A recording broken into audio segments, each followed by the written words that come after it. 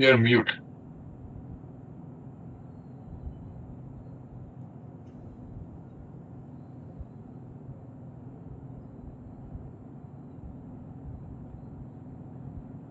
नहीं, अभी भी आवाज नहीं आ रही sir.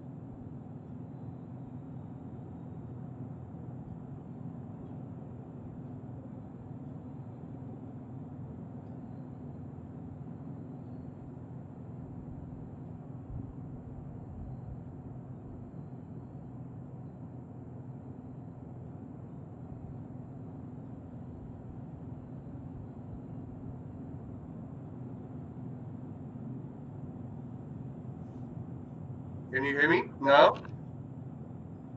Yes yes, you're audible now. Good morning. Shubh Prabhat. Let start करने के लिए आपसे अपॉलजीज।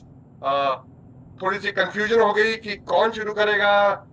मैं मुझे नहीं पता कि आज मेरे को इस सत्र को लीड करना है, बट शुभ प्रभात, गुड मॉर्निंग।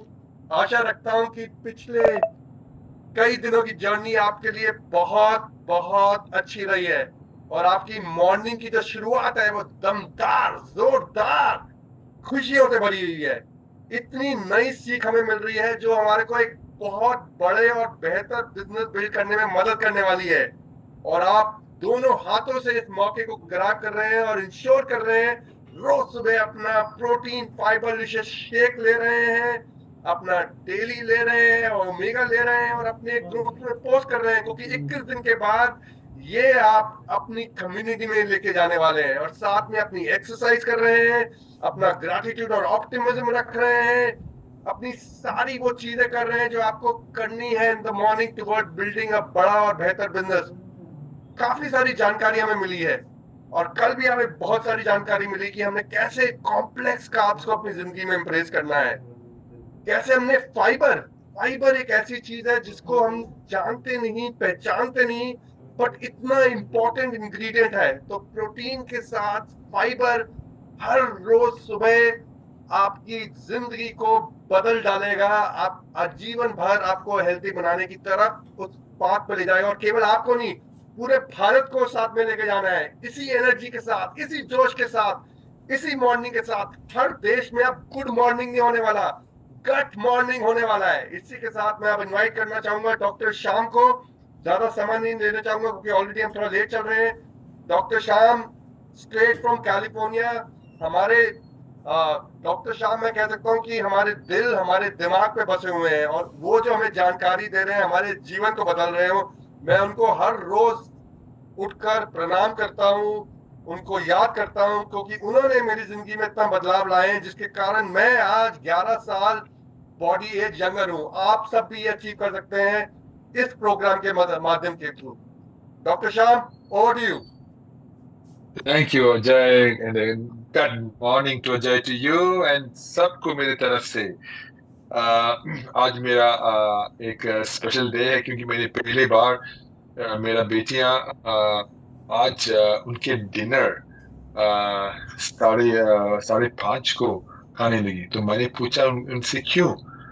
वो मुझे बता रही है कि हम आपके प्रोनो न्यूट्रिशन के बारे में सुन रहे थे, इसके लिए हमें भी तेरा दिलचस्प आ गया कि हम भी जरा जल्दी खाना खा लो। तो मैंने तो मुझे तो जरा शौक हुआ क्योंकि मेरा टॉपिक भी आज वही है। क्या है कि हिंदी में बोलते हैं कि समय सीमित भोजन एक एक क्रोनो न्यूट्रिशन के साथ बहुत क्लोजली संबंध है, क्लोजली कनेक्टेड है। बोलते हैं समय सीमित भोजन, टाइम रिस्ट्रिक्टेड ईटिंग। तो ये है।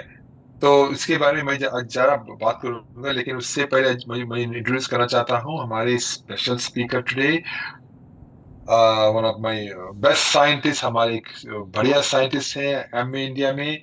उनके नाम है डॉक्टर निकिता मीणा और वो पीएचडी किए हुए हैं जमिया हमदर्द से और बहुत बहुत शानदार साइंटिस्ट है। तो मैं बहुत खुश हूँ कि वो आज हमारे साथ है। विटामिन और मिनरल्स हमारे बॉडी क्लॉक के रिलेशनशिप क्या है वो आपको बताएगी। लेकिन जब before doctor Nikita comes on board. मैं आपसे एक स्टोरी बता रहा हूँ। एक क्लिनिकल स्टडी किया था लखनऊ में, किंग जॉर्ज मेडिकल यूनिवर्सिटी, आपको पता होगा, बहुत फेमस है king George medical university Lucknow में। तो इसके स्टडी के बारे में बताऊंगा। तो ये स्टडी टाइप 2 डायबिटीज को मैनेज करने और हमारे ओवरऑल हेल्थ और वेलबींग को ट्रांसफॉर्म करने का एक स्टडी था। तो सोचिए, एक सिंपल पर पावरफुल चेंज के साथ आप अपने हेल्थ को कंट्रोल कर सकते हैं। तो ये स्टडी मैंने बताया किंग जॉर्ज मेडिकल यूनिवर्सिटी में हुई थी। उसमें 400, सोच लीजिए 400 इंडिविजुअल्स, बंदे शामिल थे, जो सभी टाइप 2 डायबिटीज का सामना कर रहे थे। ये 400, ये लोग एक जर्नी पर निकले। टाइम रिस्ट्रिक्टेड मील इनटेक, मैं बोला टाइम रिस्ट्रिक्टेड ईटिंग, समय सीमित भोजन का इम्पैक्ट देखने के लिए। तो रात का खाना 7 बजे खाना इंस्टेड ऑफ लेट नाइट।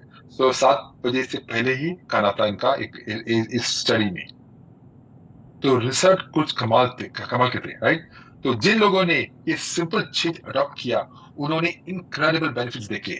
उन्होंने उनका average weight almost 3.8 KG lose किया, और उनका बॉडी मास इंडेक्स 1.5 यूनिट्स से कम हो गया। लेकिन ट्रांसफॉर्मेशन यही नहीं रुकी। उनका फास्टिंग ब्लड शुगर भी बहुत सी कम हो गया, ऑलमोस्ट 34 मिलीग्राम पर डेसिलीटर। और उनका पोस्ट प्रांडियल ब्लड शुगर, जो खाने के बाद है, उनका उसका ब्लड शुगर भी बहुत सारे कम हो गए। और उनका HbA1c, सबको पता होगा HbA1c, वो है हमारा क्रिटिकल मार्कर, वो 1.37 यूनिट से गिर गए। 1.37 यूनिट से गिर गए। ये चेंजेस सिर्फ नंबर्स नहीं है, बल्कि उनकी क्वालिटी ऑफ लाइफ में सिग्निफिकेंट इंप्रूवमेंट को रिप्रेजेंट करते हैं। क्योंकि ये चेंजेस जो होते हैं, ये उतना मामूली चेंजेस नहीं है। हम सिर्फ नंबर्स देखते हैं, लेकिन उनका बॉडी में कितना चेंजेस हुआ होगा, बिकॉज इन्होंने वो समय सीमित भोजन किया। तो उन्होंने कंपेयर करते हैं कि उन लोगों से जो अपनी यूजुअल हैबिट्स कंटिन्यू करते हैं, ताकि लेट नाइट खाना, उन्होंने सिर्फ जरा इंप्रूवमेंट देखी, वेरी मॉडेस्ट, जरा थोड़े इंप्रूवमेंट देखी। तो ये स्टार्क कॉन्ट्रास्ट हाईलाइट करते हैं कि एक स्मॉल एडजस्टमेंट हमारे डेली रूटीन्स में कितना पावरफुल हो सकता है। तो इसके लिए मैं बहुत खुश हुआ कि मेरे बेटियां आज मुझे मेरे सामने ही बोल रहे, हम तो खा रहे हैं, वो खा रही थी 5:30 को। तो इसका मतलब सबके लिए क्या है? इसका मतलब है कि अपने हेल्थ को कंट्रोल करने आपकी रीच में है, वो आपके हाथ में ही, आपकी मुट्ठी में है, राइट। सिर्फ अपना डिनर टाइम अर्ली में शिफ्ट करके individuals weight loss, better blood sugar control और एक हेल्थियर फ्यूचर के पोटेंशियल अनलॉक कर सकते हैं। ये सिर्फ डायबिटीज को मैनेज करने की बात नहीं है, ये अपने आप को एक हेल्थियर, मोर फुलफिलिंग लाइफ जीने का एम्पावरमेंट देने की बात है। क्योंकि मुझे भी है कि मैं भी, मेरा डिनर भी बहुत जल्दी होते हैं। तो मुझे क्या है, मुझे बहुत टाइम मिलता है मेरे काम करने, मेरी फैमिली से मिलने। तो मैं तो रात में पूरा फ्री होता हूँ, मैं चिंता भी नहीं करता हूँ कि क्या करना है, मेरा तो हो गया, राइट। तो लेकिन एक बात है कि जो मैं इंफॉर्मेशन, ये मेडिकल एडवाइस नहीं है, ये अपना डाइट या अपना रूटीन में कोई भी नई चेंजेस अपने डॉक्टर से कंसल्ट करना के बाद ही करें। तो मेरा जो ये सब रिसर्च बता रहे हैं, ये सिर्फ रिसर्च के लिए है। तो मैं आपको जस्ट इंफॉर्मेशन दे रहा हूँ। लेकिन आप अगर टाइप 2 डायबिटीज है आपको, और कोई है कुछ प्रॉब्लम्स है, डेफिनेटली आप डॉक्टर से बात कीजिए इस स्टडीज के बारे में। तो आपके हेल्थ केयर प्रोवाइडर आपके इंडिविजुअल नीड्स और सर्कमस्टेंसेस के लिए बेस्ट प्लान डिटरमिन करने में मदद करेगा। तो यही था मेरा आज का सोच और आज का रिसर्च टॉपिक, समय सीमित भोजन, टाइम रिस्ट्रिक्टेड ईटिंग। इसके बारे में बहुत सारे रिसर्च है दुनिया में, रिसर्चर्स ने बहुत सारी स्टडीज किए हैं। तब स्टडीज दिखाते हैं कि हमारे हेल्थ को कितने चेंजेस ला सकते हैं। तो यही था मेरा आज का सोच टीम, एंड आपके लिए शुभ morning and a great day today. And now Nikita, doctor Nikita, please stage is yours. Thank you, Dr. Sham. A very happy good morning to everyone. बहुत बहुत स्वागत है आप सबका आज इस 10वें दिन में मॉर्निंग न्यूट्रिशन सेशन में। तो जैसा कि श्याम सर ने हमें बताया कि हमें क्यों जल्दी और टाइम पर खाना चाहिए, क्यों हमारा बॉडी क्लॉक के हिसाब से चलना ज़रूरी है, तो उसी को ध्यान में रखते हुए आज हम अपना आज का जो ज्ञान है उसको शुरू करते हैं, जो कि होगा माइक्रो न्यूट्रिएंट्स के बारे में। तो माइक्रो न्यूट्रिएंट्स क्या होते हैं? माइक्रो न्यूट्रिएंट्स से हम समझते हैं कि वो पोषण तत्व जो हमें बहुत कम मात्रा में चाहिए होते हैं। कम मात्रा में जरूर चाहिए, पर वो बहुत जरूरी होते हैं। और दूसरा सवाल जो आज का रहेगा वो ये है कि हमें सुबह ही क्यों लेने हैं। ठीक है, तो ये दो चीजें हैं जो हम आज समझेंगे। तो पहला तो ये कि हमें माइक्रो न्यूट्रिएंट्स मतलब सूक्ष्म पोषण जो है वो हमें चाहिए, जिससे कि हमारी शारीरिक और मानसिक जो स्थिति है वो अच्छी बनी रहे, ओवरऑल हेल्थ जो है हमारी वो अच्छी रहे। तो अब ये माइक्रो न्यूट्रिएंट्स होते क्या है? तो माइक्रो का मतलब है छोटा, कम मात्रा में चाहिए, और न्यूट्रिएंट्स मतलब पोषण तत्व। तो माइक्रो न्यूट्रिएंट्स क्या हुए? वो पोषण तत्व जिनको हमें कम मात्रा में लेना है पर लेना बहुत जरूरी है। तो ये दो तरीके के होते हैं, एक होता है विटामिन्स और एक होते हैं हमारे मिनरल्स। अब विटामिन्स भी अगर हम समझे तो वो आगे दो तरीके के होते हैं। कुछ ऐसे होते हैं जो फैट में सॉल्युबल होते हैं हमारी बॉडी में, और एक कुछ होते हैं जो पानी में इजीली सॉल्युबल हो जाते हैं। पर मिनरल्स जो होते हैं वो जनरली हमारी बॉडी में जाकर घुलते नहीं हैं। पर इन विटामिन्स एंड मिनरल्स का बहुत ही एक महत्वपूर्ण रोल है हमारी बॉडी के अंदर। तो अगर हम बात करें वाटर सॉल्युबल विटामिन्स की, तो इसमें कौन से विटामिन्स आते हैं? इसमें होते हैं हमारे जैसे कि सारे विटामिन बी जो हमें ऊर्जा देते हैं हमारे शरीर को, या बायोटिन या विटामिन सी। तो ये सभी प्रकार के जो हमारे विटामिन्स हैं ये वाटर सॉल्युबल होते हैं और ये इजीली हमारी बॉडी के अंदर पानी में सॉल्युबल हो जाते हैं। पर यही अगर हम बात करें फैट सॉल्युबल विटामिन्स की, तो ये होते हैं 4 विटामिन्स जिसे आप इजीली डेक के नाम से याद रख सकते हैं। Vitamin D, vitamin A, vitamin के एंड विटामिन ई। तो ये जो विटामिन्स होते हैं ये हमारे होते हैं फैट सॉल्युबल विटामिन्स। अब इसके बाद अगर हम बात करें कि मिनरल्स क्या होते हैं, अब मिनरल्स हमें अर्थ में तो मिलते हैं, हमें मिनरल्स अर्थ में मिलते हैं, पर कुछ मिनरल्स ऐसे होते हैं जो हमारी बॉडी के लिए बहुत ज्यादा जरूरी है। हमारी बॉडी के अंदर कम से कम 4% जो हमारा कंपोजिशन है बॉडी का वो मिनरल्स ही है, क्योंकि ये हर किसी ना किसी स्टेप पर इनकी जरूरत हमें पड़ती है। अब ये मिनरल्स क्या है? जैसे कि कैल्शियम हो गया, सोडियम है, मैग्नीशियम है, पोटेशियम है, जिंक है। तो ये कुछ हमारे महत्वपूर्ण मिनरल्स हैं जो हमारी बॉडी को चाहिए होते हैं। और दोनों ही विटामिन्स और मिनरल्स हमारी बॉडी के अंदर बनते नहीं है, तो ये हमें अपनी डाइट से बाहर फूड सोर्स से ही लेना पड़ता है। हमारी बॉडी इनको बना नहीं सकती है। तो अब लेकिन ठीक है, हमने समझा कि ये होते क्या है, तो ये बॉडी के अंदर जरूरी क्यों है और ये कैसे काम करते हैं, तो इसको आप कैसे समझ सकते हैं? जैसे एक ताला और चाबी अगर आप समझें, तो अगर आपको ताले को खोलने के लिए एक चाबी की जरूरत है और ताले को बंद करने के लिए आपको एक चाबी की जरूरत है, वैसे ही विटामिन्स और मिनरल्स जो हैं वो क्या करते हैं? अब हमें ये पता है कि हमारी बॉडी के अंदर बहुत सारे मेटाबॉलिक रिएक्शंस होते हैं। अब मेटाबॉलिक रिएक्शंस को काम करने के लिए कुछ एंजाइम्स का यूज होता है। तो जो एंजाइम्स हमारे मेटाबॉलिक रिएक्शंस में यूज होते हैं, उन एंजाइम्स के साथ हमारे विटामिन्स एंड मिनरल्स जो होते हैं वो जाकर जुड़ जाते हैं, और वो तब जाकर वो हमारा एंजाइम जो है वो आगे काम करता है और हमारी जो मेटाबॉलिक रिएक्शन है वो पूरी हो पाती है। तो एक एग्जाम्पल से हम समझ सकते हैं कि जैसे कि विटामिन B6 है, तो वो क्या करता है? अब हमने वो हमारे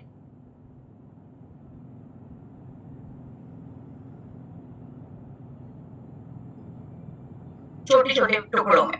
तो वैसे ही हमें प्रोटीन को बॉडी के अंदर पूरा उसका वैल्यू एब्ज़ॉर्ब करने के लिए हमें क्या करना होगा? प्रोटीन को छोटे-छोटे टुकड़ों में तोड़ना होगा। तो पहले हमने प्रोटीन लिया, हमारे डाइजेस्टिव सिस्टम ने उसको अमाइनो एसिड में कन्वर्ट कर दिया। पर वो अमाइनो एसिड हमारी बॉडी को एनर्जी और ऊर्जा कैसे देगा? तो वो क्या करते हैं, अमाइनो एसिड के ऊपर विटामिन B6 जाकर एक्ट करता है और वो एक डीअमीनेशन मतलब अमोनिया जो होता है उसको रिमूव करता है, फिर वो एक सिंपल एनर्जी मॉलिक्यूल बनता है और फिर हमारी बॉडी जो है उस एनर्जी को ले पाती है। तो ये हुआ कि कैसे विटामिन B6 जो है वो प्रोटीन को एब्ज़ॉर्ब करने में हेल्प करता है। ऐसे ही अगर हम एक और चीज़ समझें कि हमें पता है कि हमारी बॉडी में जो रेड ब्लड सेल्स बनते हैं या जो हमारी बॉडी में हीमोग्लोबिन बनता है, उसके लिए आयरन बहुत ही ज़्यादा ज़रूरी होता है। तो आयरन क्या करता है? आयरन जाता है, वो हमारा हीम नाम का एक मॉलिक्यूल होता है जिसको बनाता है और उस हीम से फिर वो ऑक्सीजन के साथ बाइंड करके हीमोग्लोबिन बनता है और फिर हमारे रेड ब्लड सेल्स बनते हैं जिससे कि हमारी बॉडी के अंदर एक प्रॉपर ब्लड फ्लो होता है। तो ये कुछ एग्ज़ाम्पल्स हैं जिससे हम ये देख रहे हैं कि विटामिन्स एंड मिनरल्स जो हैं वो भले ही छोटी मात्रा में चाहिए हो, पर ये बहुत ही ज़रूरी होते हैं। तो अब क्या करते हैं ये, क्यों ज़रूरी हैं? विटामिन्स जो हैं, बहुत सारे विटामिन्स होते हैं और ये हमारे देखने की जो रोशनी है, उसको बढ़ाते हैं। हमारी बॉडी में जो बॉडी की पैथोजन से लड़ने की शक्ति है, हमारी इम्यूनिटी है, उसको बूस्ट करते हैं, उसको बढ़ाते हैं। हमारी अच्छी स्किन की हेल्थ के लिए बहुत ज़रूरी है। हमारे जो ब्रेन फंक्शनिंग के लिए जो या हमारी नसें हैं, उनके अच्छे से काम करने के लिए भी हमें विटामिन्स की ज़रूरत होती है। हमें बोन हेल्थ के लिए विटामिन्स की ज़रूरत है और ये एंटीऑक्सीडेंट्स की तरह भी काम करते हैं। अब एंटीऑक्सीडेंट्स क्या करते हैं? बॉडी में जो भी अगर कोई ऑक्सीडेशन होता है, ऑक्सीडेशन से क्या होता है? फ्री रेडिकल्स बनते हैं, जो कि हमारी बॉडी के लिए नुकसानदायक होते हैं। तो विटामिन्स जो होते हैं, उन फ्री रेडिकल्स को रिमूव करते हैं और हमारी बॉडी को हेल्दी रखते हैं। और इसके साथ-साथ जैसे हमने अभी समझा कि ये मेटाबॉलिक प्रोसेसेस जो होते हैं बॉडी में, उनको चलाने में मदद करते हैं। विटामिन के साथ-साथ मिनरल भी उतने ही ज़रूरी हैं, क्योंकि ये भी हमारी जो जैसे हार्ट बीट है, उसको रेगुलेट करने के लिए, हमारे बोन्स को बनाने के लिए, हमारा जो ऑक्सीजन ट्रांसपोर्ट है, उसमें मदद करता है, हमारी बॉडी के जो फ्लूइड बैलेंस है, उसको बनाने में भी मदद करता है। उसके साथ-साथ ये हमारे डीएनए को बनाने में भी मदद करता है। तो विटामिन्स और मिनरल्स जो हैं, वो हमारी बॉडी के लिए बहुत ही ज़्यादा ज़रूरी हैं। तो अब क्या है, अगर हमें अच्छी हेल्थ चाहिए, तो हमें क्या करना होगा? हमें सही मात्रा में विटामिन ए लेने की ज़रूरत है। अगर हमें अच्छी बोन्स चाहिए, तो हमारी बॉडी के अंदर विटामिन डी और मिनरल्स जैसे कि मैग्नीशियम, कैल्शियम, विटामिन के, ये सब होने बहुत ज़रूरी हैं। अच्छी स्किन के लिए हमें विटामिन ई, विटामिन सी बहुत ज़रूरी है। विटामिन सी हमें इम्यूनिटी बनाने में बहुत मदद करता है, साथ के साथ ज़िंक एंड सेलेनियम भी। अगर हमें नर्व हेल्थ अच्छी चाहिए तो हमें सारे विटामिन बीज़ लेने चाहिए। हमें अच्छे अगर बाल चाहिए तो हमारी बॉडी में बायोटिन की कमी नहीं होनी चाहिए। जैसे अभी हमने समझा आयरन बहुत ज़रूरी है हमारे अच्छे ब्लड के लिए, रेड ब्लड सेल्स के लिए। तो ऐसे ही हमें ये अलग-अलग विटामिन्स जो हैं और मिनरल्स हैं वो हमारे अलग-अलग बॉडी के प्रॉपर फंक्शनिंग के लिए बहुत ज़्यादा ज़रूरी हैं। तो अब क्या होगा? अगर आपकी बॉडी में इन पोषण तत्वों की मात्रा पूरी नहीं है, कमी है, तो क्या होगा? और ये लंबे समय तक रहती है, तो आपकी नज़र कमज़ोर हो जाएगी, आपको धुंधला दिखने लगेगा, आपके अगर ब्रेन फंक्शनिंग प्रॉपर नहीं हो रही है, तो आपकी मेमोरी पुअर रहेगी, आपकी याद करने की क्षमता जो है वो कम हो जाएगी। अब अगर आपकी नर्व्स में, आपके मसल में वो ताकत नहीं है, तो आपके मसल वीकनेस होने लगेगी, क्योंकि आपको अपने बैलेंस डाइट के साथ-साथ ये ध्यान रखना है कि आपको वो सारे पोषण तत्व सही मात्रा में मिल रहे हैं जिससे कि आप मसल बिल्डिंग कर सकें। अगर आपको सही मात्रा में पोषण नहीं है तो आपको वो मेंटल क्लैरिटी नहीं रहेगा, आपको कन्फ्यूजन रहेगा और कभी-कभी सही पोषण ना होने की वजह से भी हमारे को भूख नहीं लगती है, तो हमारी एपेटाइट कम हो जाती है, जिससे कि हम और ज़्यादा डिज़ीज़ प्रोन की ओर बढ़ते हैं। और इसके साथ-साथ हमें बॉडी के अंदर थकान बहुत महसूस होती है, हमारी बॉडी में एनर्जी नहीं रहती है, और अगर ये लंबे समय तक रहता है तो डिप्रेशन भी हो सकता है। तो अब सवाल ये है कि आपको ये माइक्रो न्यूट्रिएंट्स मिल कहाँ से सकते हैं? कहाँ से लेने हैं आपको ये पोषण तत्व? तो अगर हम बात करें विटामिन्स की, जैसे कि विटामिन ए, सारे विटामिन बी हैं, सी, डी, ई, के, ए, ये कहाँ से मिलेंगे? तो अगर आपको विटामिन ए सही मात्रा में चाहिए, तो आपको हरी सब्जियाँ खानी चाहिए। आपको ऑरेंज एंड येलो वेजिटेबल्स जैसे कि कैरेट है, स्वीट पोटैटो है, पंपकिन है, इन सब में विटामिन ए की मात्रा बहुत अच्छी होती है। और अगर हम विटामिन डी चाहिए आपको, तो आपको विटामिन डी मिलेगा जैसे कि साल्मन हो गया, या कॉड लिवर ऑयल है, या फिर हमारे फोर्टिफाइड सीरियल्स होते हैं, इनसे। और अगर आपको विटामिन ई चाहिए, तो आपको नट्स से, या आपको पीनट से, सनफ्लावर सीड्स हैं, एवोकाडो है, ये सब विटामिन ई में बहुत अच्छे होते हैं। ऐसे ही विटामिन के भी आपको हरी सब्जियों से, ब्रोकली से, स्प्राउट्स, कैबेज, ये सब लेने चाहिए। विटामिन सी के लिए सभी प्रकार के सिट्रस फ्रूट्स, चाहे वो ऑरेंज हो, लेमन हो, स्ट्रॉबेरीज, टोमेटोज, ये सब विटामिन सी में बहुत अच्छी मात्रा होती है। विटामिन बी, बी1 जो है वो हमें मिलता है जैसे कि फिश से मिलेगा, या मटर है, या हमारे एनरिच सीरियल्स हैं। यहीं अगर हम बात करें विटामिन बी2 की, तो वो हमें मिल्क से मिल सकता है, चीज़ है, या एग्स हैं, इन सब से हमें विटामिन बी2 मिलता है। विटामिन बी3 जो है वो भी हमें मीट सोर्सेज से, या सीरियल से, या नट्स या सीड से मिलता है। ऐसे ही बी6 भी हमें सीरियल्स एंड नट्स से मिलता है। और वैसे ही हमें जो बी7 है वो हमें एवोकाडोज में, अगर हम वेजिटेरियन सोर्स देखें, और अगर नॉन वेज सोर्स देखें तो साल्मन में बी7 बहुत अच्छी मात्रा में है। ऐसे ही फॉलिक एसिड हरी सब्जियों में, और ब्रोकली में, बीन्स में, पीनट्स में बहुत ज्यादा होता है। और बी12 के लिए हमें फिश, एग्स, डेयरी प्रोडक्ट्स, ये सब लेने चाहिए जो कि बी12 को हमारी बॉडी के अंदर न्यूट्रिएंट्स पहुंचा पाए। तो ये सभी विटामिन सोर्स हमें अपनी डाइट के अंदर इंक्लूड करने चाहिए। और यही हम बात करें मिनरल्स की, तो जैसे कि कैल्शियम, कैल्शियम हमें पता है कि बोन और टीथ के लिए बहुत जरूरी है, तो वो हम मिल्क से ले सकते हैं, या हरी सब्जियों से ले सकते हैं जिनमें कैल्शियम बहुत अच्छी मात्रा में होता है। हमें क्लोराइड की जरूरत है, क्योंकि वो हमारे जो स्टमक के अंदर एसिड होता है उसको बनाने में हेल्प करता है, वो हम अपने नमक से ले सकते हैं। मैग्नीशियम है वो भी हम नट्स से ले सकते हैं। ऐसे ही फास्फोरस भी हमें बहुत सारे नट्स से मिलता है, जो कि हमारे सेल मेम्ब्रेन के फंक्शन में हेल्प करता है। पोटेशियम हमें बनाना से मिल सकता है, जो दालें हैं उनसे मिल सकता है। ये हमारा बॉडी फ्लूइड और ब्लड प्रेशर को रेगुलेट करने में हेल्प करता है।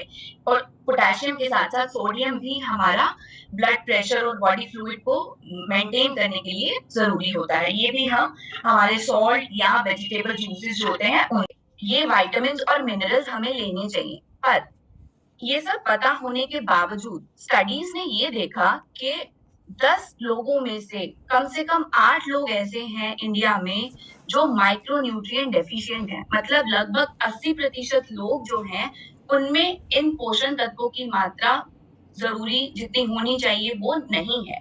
और ये बात हुई हमने अगर ओवरऑल देखा, और इसके साथ साथ अगर हम सिर्फ और सिर्फ विमेन पॉपुलेशन को देखते हैं, औरतों में ये पाया गया कि विटामिन डी लगभग 70 से 90% महिलाओं में विटामिन डी की कमी है। आयरन जो है लगभग 50% लोग औरतों में कमी है। कैल्शियम, विटामिन ए, आयोडीन, ये कुछ हमारे बहुत ही जरूरी पोषण तत्व हैं जो हमारी इंडिया की औरतें जो हैं, जो महिलाएं हैं, उनमें इन पोषण तत्वों की मात्रा भरपूर नहीं है जो होनी चाहिए एक अच्छी बॉडी के लिए।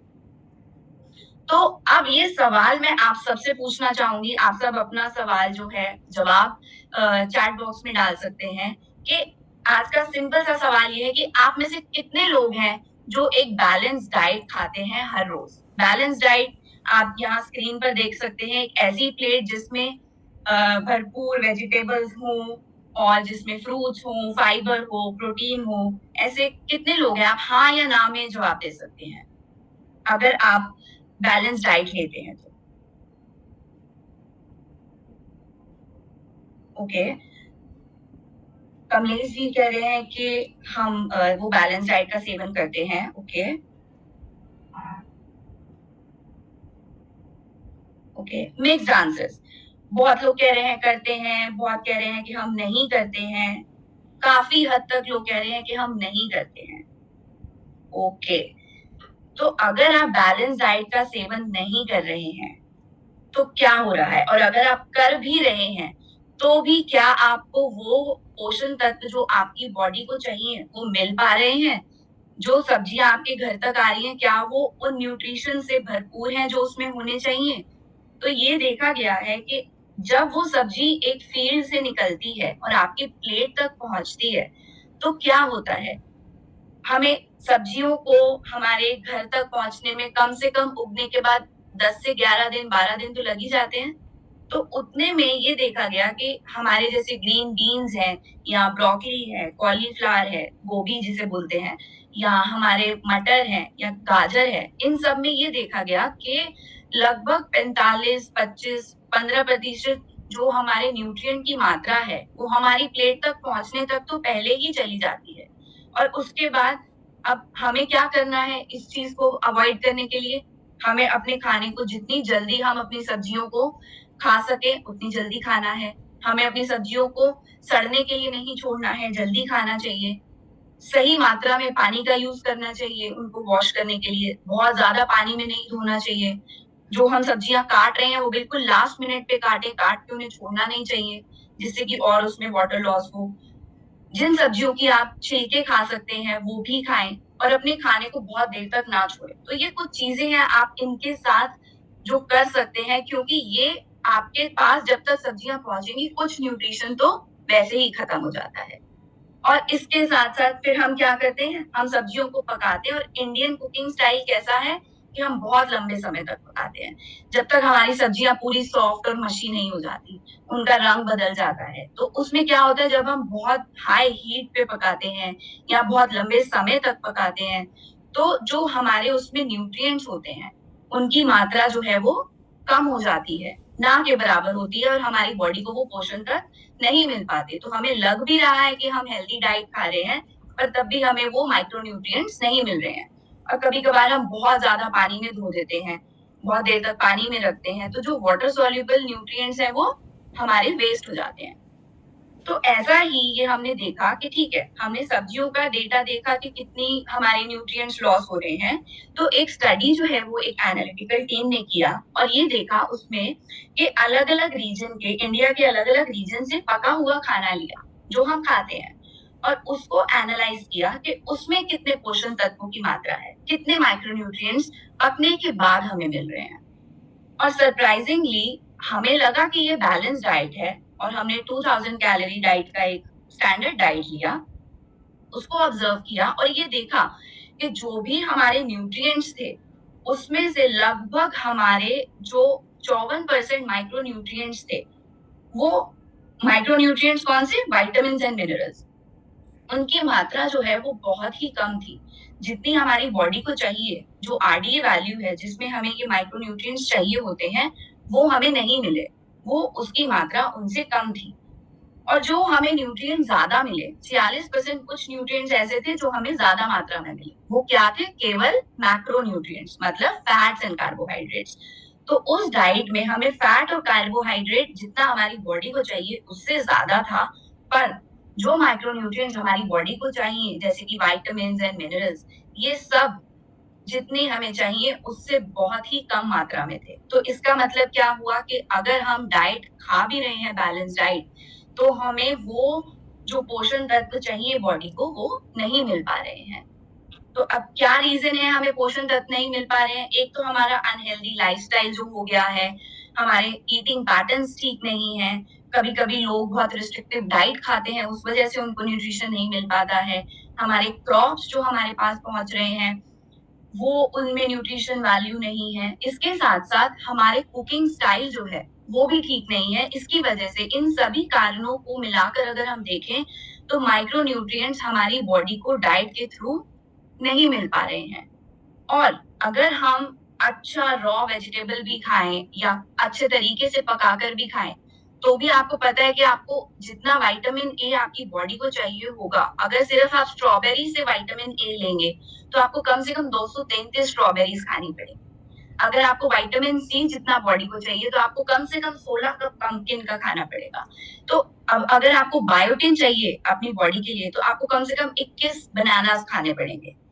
तो क्या आपके लिए ये पॉसिबल है इतना सारा खाना, जिससे कि आपकी रोज की जो विटामिन की और मिनरल्स की जो क्वांटिटी है वो पूरी हो पाए, आपको जो सही मात्रा में एक बैलेंस्ड पोषण तत्व मिले?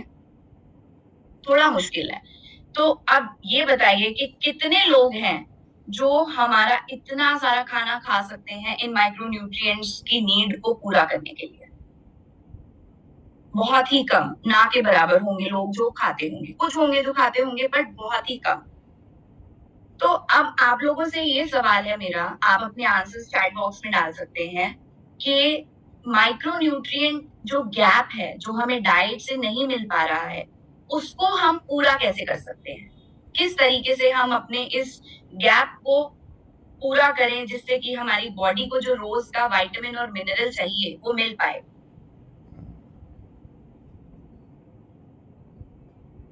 आप अपने आंसर्स चैट बॉक्स में डाल सकते हैं।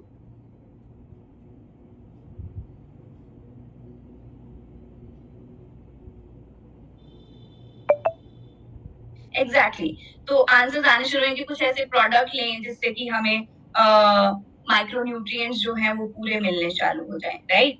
तो अब आंसर क्या है कि हमें माइक्रोन्यूट्रिएंट सप्लीमेंट लेना पड़ेगा।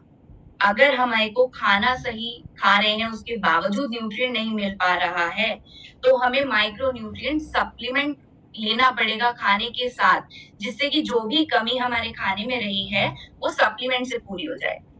पर अब लेकिन सवाल आएगा कि सप्लीमेंट्स तो बहुत सारे हैं, अब कौन सा सप्लीमेंट हमें सिलेक्ट करना है ना?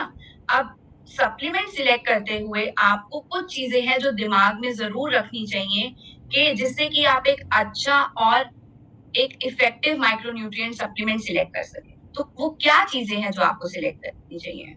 आपको देखना चाहिए कि पहला कि वो सेफ होना चाहिए। हमारा जो माइक्रोन्यूट्रिएंट सप्लीमेंट है वो प्योर हो, पोटेंट हो, मतलब कि वो सेफ हो, प्योर हो और वो हमारा जो भी उसमें एक्टिव है वो सही मात्रा में हो, जिससे कि वो सही इफेक्ट दिखा सके हमारी बॉडी में।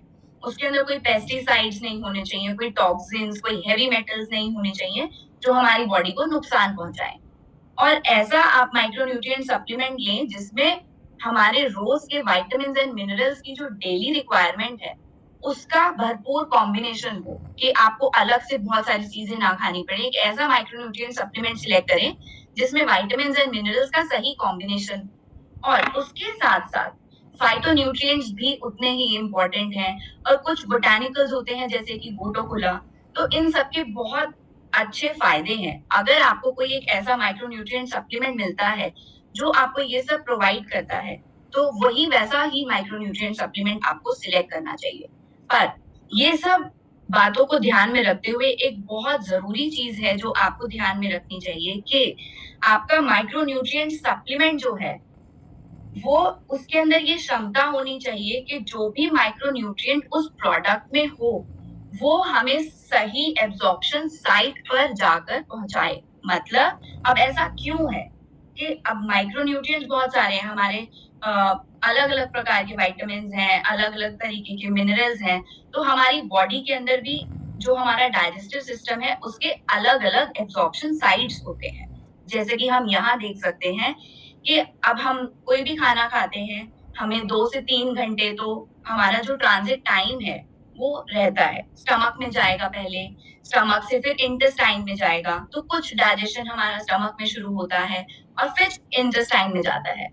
तो जो स्टमक में है कुछ हमारे ऐसे विटामिन एंड मिनरल्स होते हैं जो स्टमक में एब्सॉर्ब होते हैं, कुछ हमारे विटामिन एंड मिनरल्स होते हैं जो इंटेस्टाइन में होते हैं।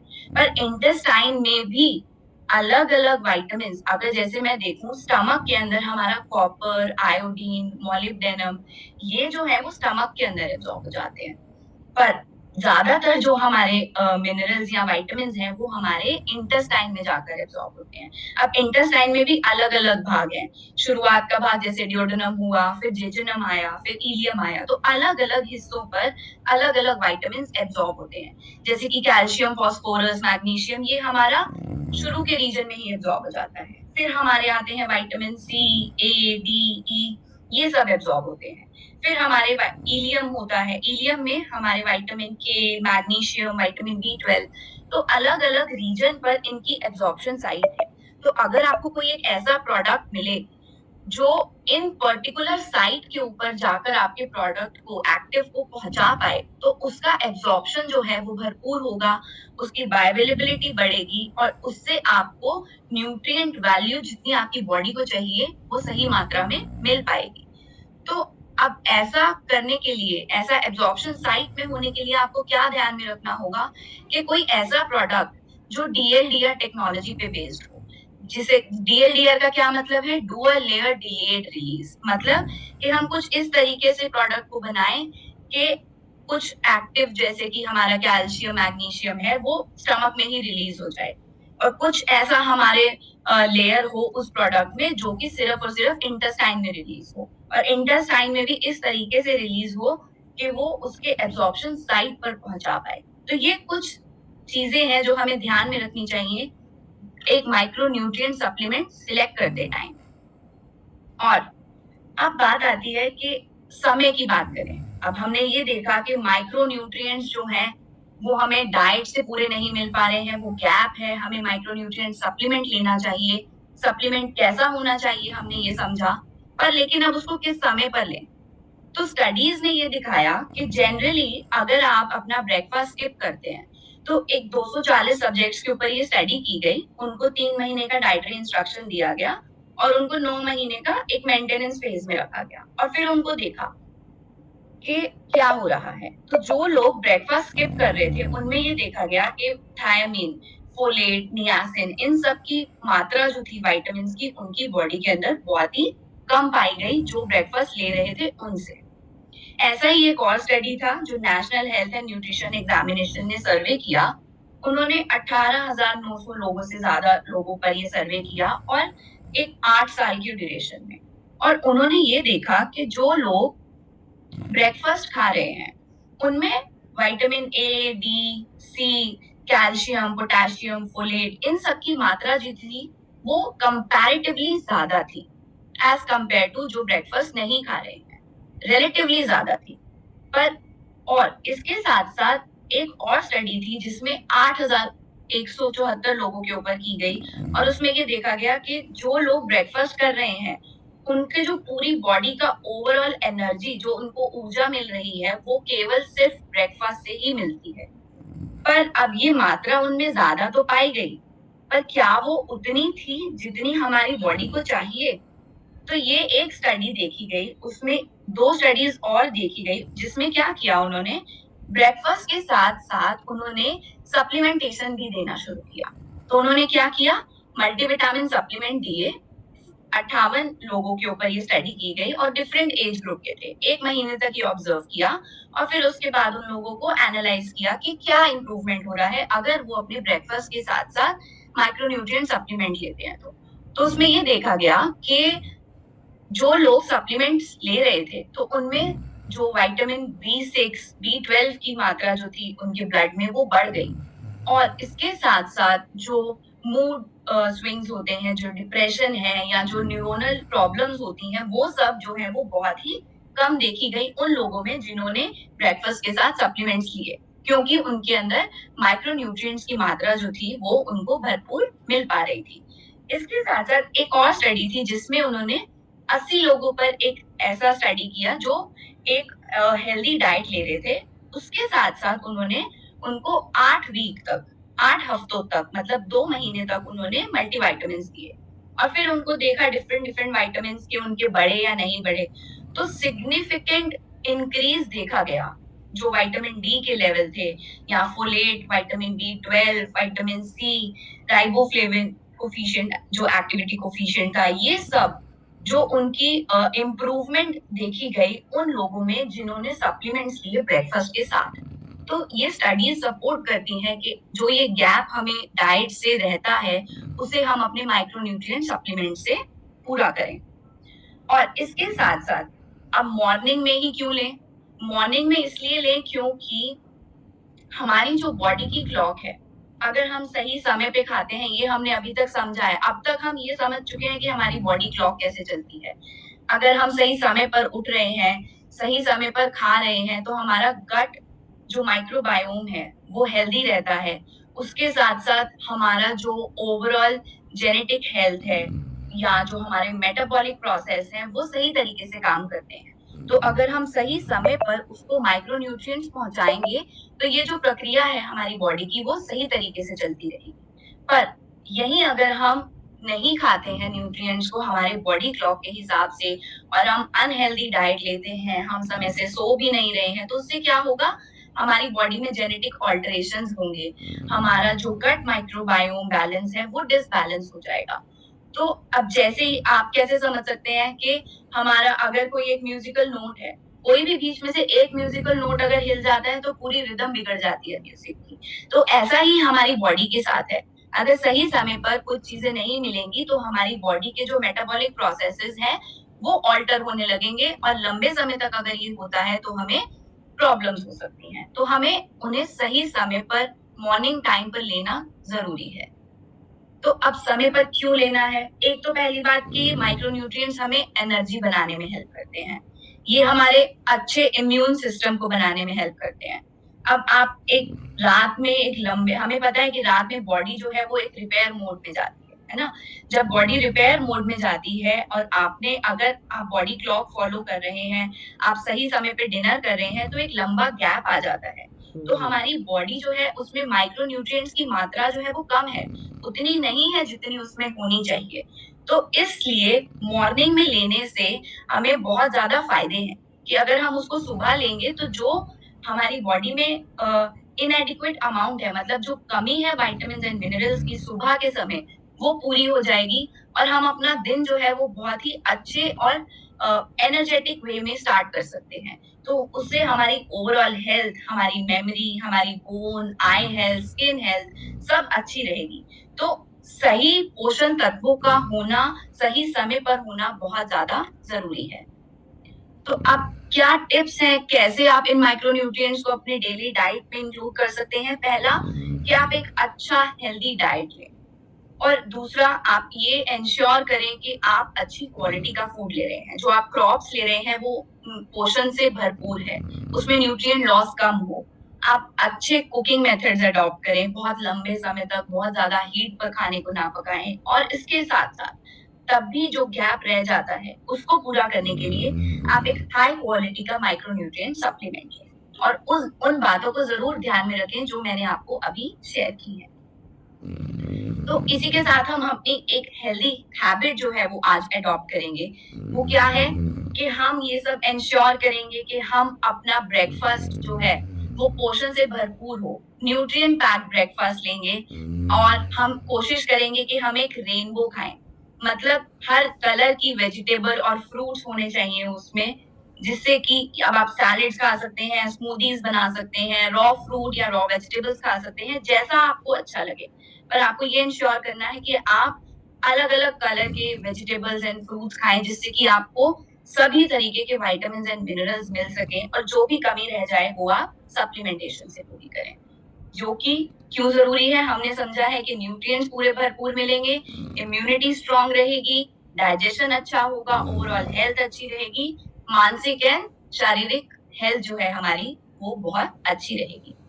तो इसी के साथ हम आज से फिर अपना शाइन एंड मंत्रा जो है राइज एंड शाइन, वो फिर से एक बार दोहराएंगे कि हमें ये ध्यान रखना है इस पोषण तत्वों के ज्ञान के साथ-साथ कि हमें अपना दिन जो है वो ग्रैटिट्यूड और ऑप्टिमिज्म के साथ शुरू करना है, एक पॉजिटिव सोच के साथ शुरू करना है।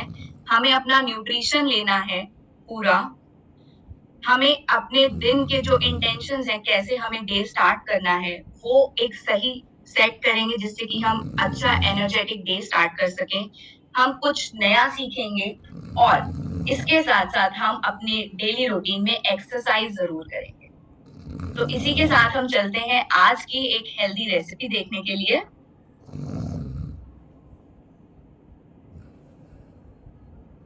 आज का रेसिपी रहेगा फल।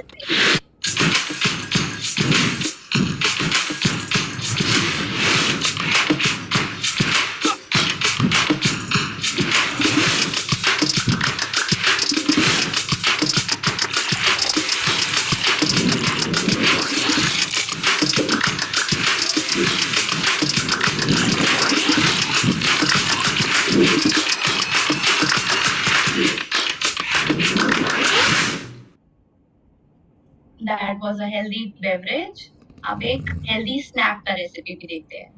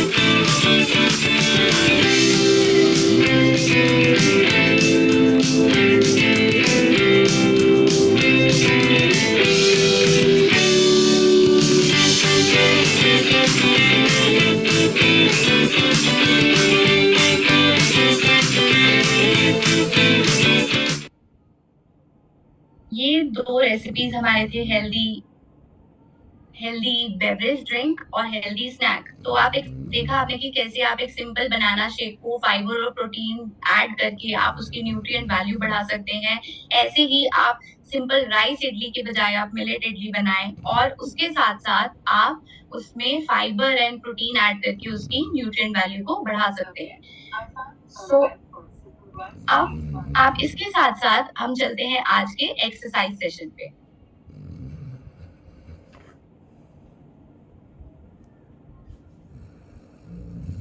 A very happy gut morning everyone। और आज हम करने वाले हैं V sit-ups। ये बहुत ही अमेजिंग होने वाला है एंड यस थोड़ा चैलेंजिंग भी होने वाला है, तो इसलिए मैं आपको बहुत अच्छी से वेरिएशंस भी सिखाऊंगी।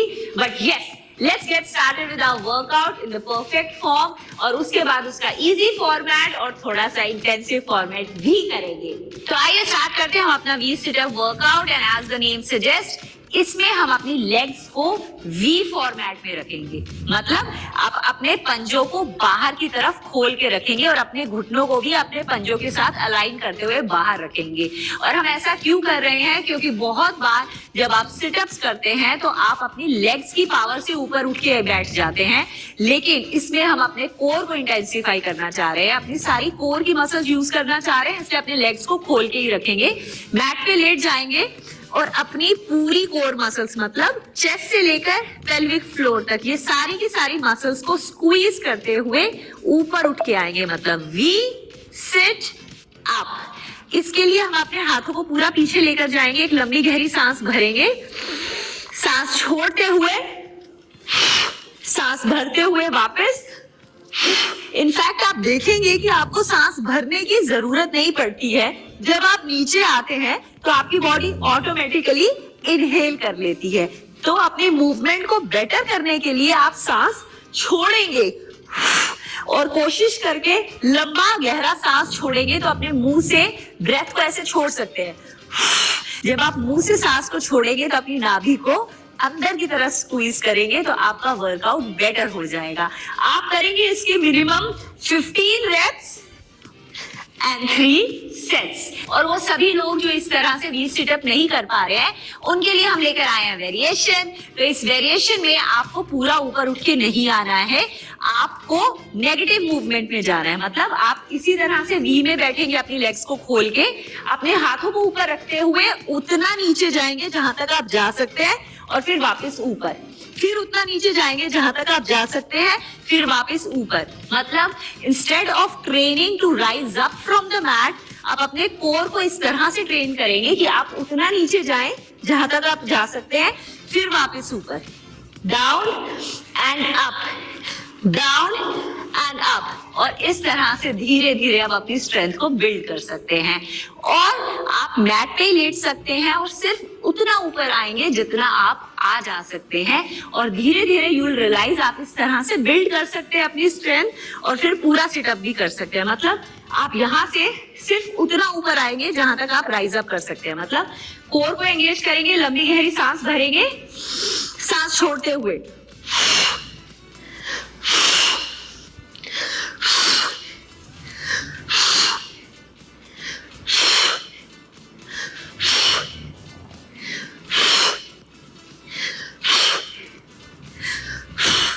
इस तरह से मिनिमम 15 रेप्स और 3 सेट्स करेंगे। रेप्स और सेट्स के नंबर में कोई डिफरेंस नहीं आएगा। और अगर हम इसी मूव को इंटेंसिफाई करने वाले हैं तो हम क्या उठाने वाले हैं अपने हाथ में? हमारा सबसे अमेजिंग फ्रेंड, वेट। इसके लिए आप किसी भी वेट को ले सकते हैं, वेट प्लेट को ले सकते हैं या डंबल को ले सकते हैं, और इनफैक्ट सिंपल वाटर बॉटल से भी स्टार्ट कर सकते हैं। पूरा स्ट्रेच करते हुए नीचे लेकर जाएंगे, लंबी गहरी सांस भरेंगे, सांस को छोड़ते हुए ऊपर की तरफ।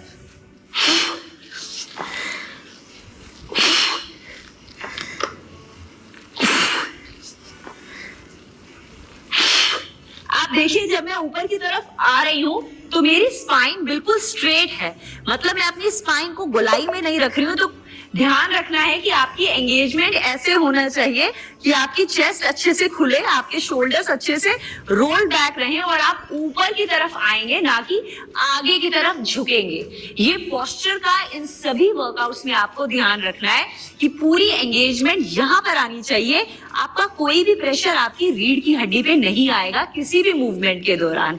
और इसी तरह से जो मूवमेंट्स हम हाफ कर रहे हैं, मतलब नेगेटिव मूवमेंट्स कर रहे हैं, उसमें भी आप वेट को हाथ में रख सकते हैं, थोड़ा नीचे जाएंगे, वापस ऊपर, थोड़ा नीचे जाएंगे, वापस ऊपर, थोड़ा नीचे जाएंगे, वापस ऊपर, थोड़ा नीचे जाएंगे, वापस ऊपर। और इसी तरह से मैट वाली मूवमेंट्स में भी जब आप नीचे हैं तो कोर को एंगेज रखते हुए ऊपर, ऊपर और वापस ऊपर। इन सभी मूव्स में हमारा ब्रेथ वर्क सेम रहेगा। जब भी आप मूव करते हुए ऊपर आ रहे हैं, आप सांस को छोड़ेंगे और अपनी नाभि को अंदर की तरफ स्क्वीज करेंगे। और अगेन वेट के साथ भी मूवमेंट्स 15 रेप्स ही रहेंगी और 3 सेट ही रहेंगे। Let's rock this. तो कैसा लग रहा है आपको ये कोर क्रशिंग वर्कआउट करके?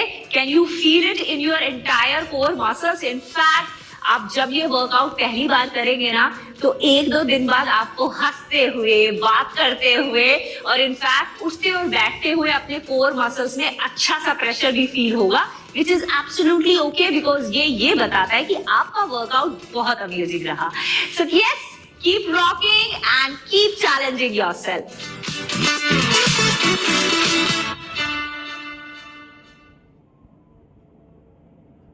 तो ये था हमारा एक्सरसाइज। आई होप आप सभी ये एक्सरसाइज अपने रूटीन में अडॉप्ट करेंगे। सिंपल, डिफिकल्ट, हर वेरिएशन है, तो सिंपल से शुरू कीजिए और इंटेंस वर्जन तक जाएं एंड कोशिश करें कि आप ये healthy beverages, healthy snacks and exercise को अपने रूटीन में जरूर अडॉप्ट करें।